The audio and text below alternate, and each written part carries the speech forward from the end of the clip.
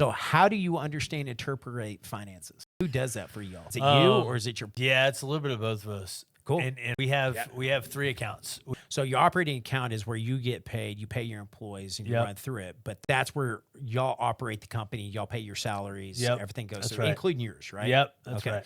And so how are y'all structured as an entity? So we're a LLC, Okay, how are you taxed? S corp. Oh, cool. Okay, Yeah. so it's an operating, right? Yep, So you get a that's right. K1 at the end of the year. Yep.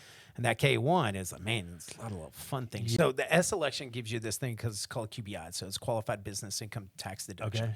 So you automatically get a 21% deduction. Okay. Okay. Does that make sense? Yep. So it doesn't make sense to go into that structure of an S corp because now you got to pay yourself as a salary. You're an employee of that corporation. Right. Right. Even though you're ownership, but now you're getting a K1 at the end of the year. And that K1 is where your dividends instead of distributions are coming from. Okay.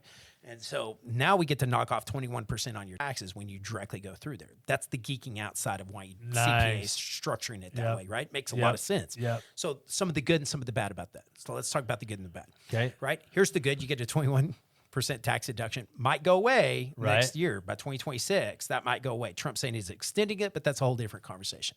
The other side of that coin, right, is now I'm actually have higher self-employment taxes as being the business owner. Right. So being a business owner, you want to pay yourself, and this is where I see a lot of errors, you want to pay yourself the fair market value as minimum as allowed by the IRS to do the job in the role that you're in Okay. and take distributions for the rest. Why? You got to ask yourself why. Because you don't want to be taxed on.